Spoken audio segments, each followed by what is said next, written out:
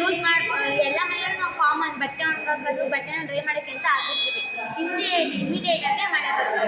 ಅವಾಗ ನಮ್ಗೆ ಏನು ಟೆನ್ಷನ್ ಆಗುತ್ತೆ ಅಂದರೆ ಬಟ್ಟೆನ ಬಟ್ಟೆ ತೊಗೊಬಂದು ಎತ್ಕೋಬೇಕು ಅಂದರೆ ಟೆನ್ಷನ್ ಇರುತ್ತೆ. ಬಟ್ ಈ ಸಿಸ್ಟಮ್ ಇರೋದ್ರಿಂದ ನಮ್ಗೆ ಯಾವುದೇ ಟೆನ್ಷನ್ ಇರಲ್ಲ. ಯಾವಾಗ ಮಳೆ ಬರುತ್ತೆ ಬಂದ ತಕ್ಷಣ ಈ ಸಿಸ್ಟಮ್ ಇದನ್ನ ವಾಟರ್ ಸೆನ್ಸಾರ್ ಅಂತೀವಿ.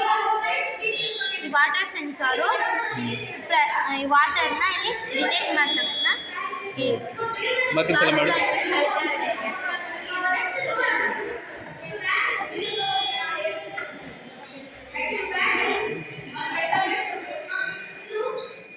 ಇದು ವಾಟರ್ ಸೆನ್ಸರ್ ಅದು ಸರಿ. Water sensor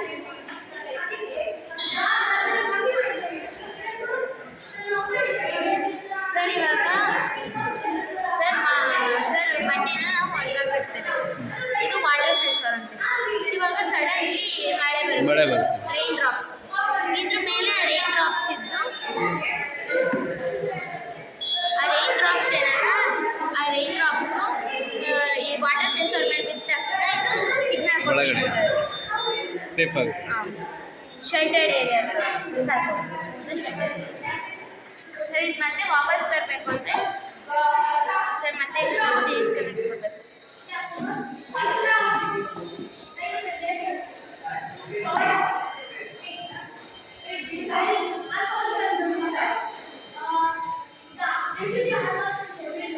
dry ಆಗುತ್ತಲ್ವಾ?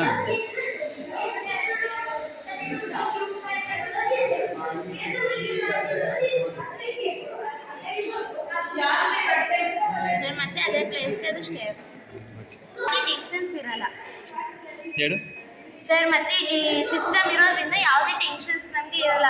ಯಾವಾಗ ಮಳೆ ಬರುತ್ತೋ ಯಾವಾಗ ಬಂದು ಬಟ್ಟೆ ಎತ್ಕೋಬೇಕು ಅಂತ ಏನೂ ಟೆನ್ಷನ್ ಇಲ್ಲ. ಆಟೋಮೆಟಿಕಲಿ ಇದು ವರ್ಕ್ ಆಗೋದ್ರಿಂದ ನಮ್ಗೆ ಯಾವ ಟೆನ್ಷನ್ ಇಲ್ಲ. ಇದು ಜಾಸ್ತಿ ಅಂದರೆ PG ಕಡೆ ಯೂಸ್ ಮಾಡ್ತೀವಿ. ಫಸ್ಟ್ ಇದು ಎಲ್ಲಂದರೆ ಅಮೇರಿಕದಲ್ಲಿ ಇದು ಇನ್ವೈಟ್ ಆಗಿದ್ದು 1970ಯಲ್ಲಿ. ಇದು ಅಮೇರಿಕದಲ್ಲಿ ಪ್ಲ್ಯಾನ್ ಬರುತ್ತೆ USA-ಯಲ್ಲಿ.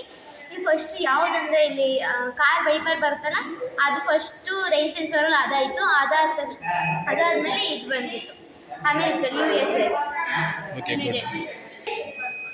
ಈ ವಿಡಿಯೋ ಇಷ್ಟ ಆದರೆ ಲೈಕ್ ಮಾಡಿ, ಶೇರ್ ಮಾಡಿ ಮತ್ತು ಸಬ್ಸ್ಕ್ರೈಬ್ ಮಾಡಿ.